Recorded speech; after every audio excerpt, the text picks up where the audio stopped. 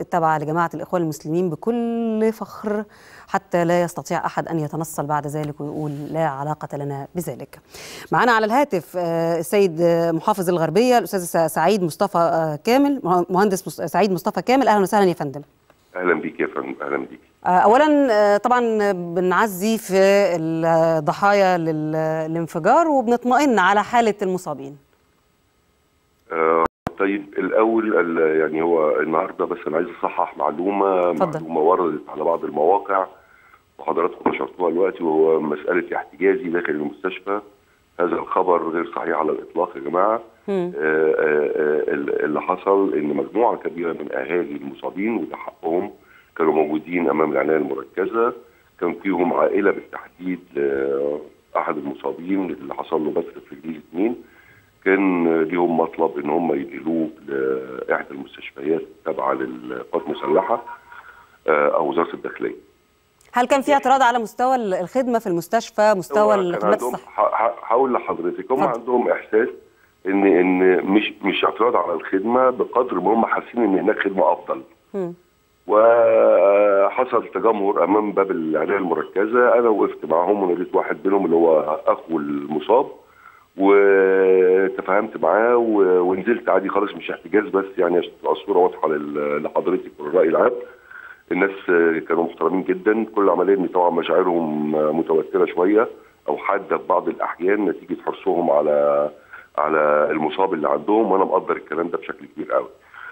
حصل ان احنا بعد هذا اللقاء انا استدعيته عندي استدعيته في مكتب مدير المستشفى وقعدنا معاه وخيرناه بين اسلوبين حاجتين. الحاجه الاولانيه ان المريض ده كان تحت فنتليتور، تحت التنفس الصناعي، وطبعا عنده حاله بث للساقين الاثنين من عند الركبه، وكانت الحاله لا تسمح على الاطلاق بتحريك، وكان داخل العنايه المركزه وانا تابعته وشفته بعيني والكلام ده كله، وكان حتى ما قدرتش ان انا اجي جنبه لان كان الدكاتره واقفين بيكملوا علاج معاه، فانا ما رضيتش اعطلهم وتواصل مع المريض لان جهاز تنفس صناعي، ومنظر كان صعب جدا الحقيقه. ربنا يعافيه ويعفو عنه ويصبر اهله ان شاء الله.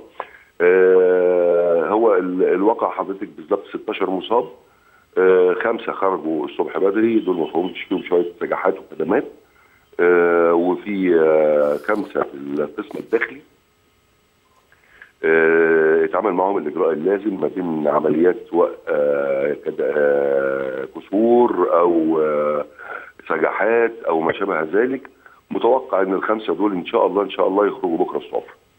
في 4 في العنايه المركزه، منهم 3 حاله بتر، يا اما من الساقين يا اما مشط الرجل او ما شابه ذلك، وفي حالتين اللي حضرتك عرفتي ان هم توفوا. طيب مستوى الخدمه الموجوده دلوقتي في المستشفيات موجوده في الغرب؟ حضرتك المستشفى المحلى العام فيها اساتذه افاضل.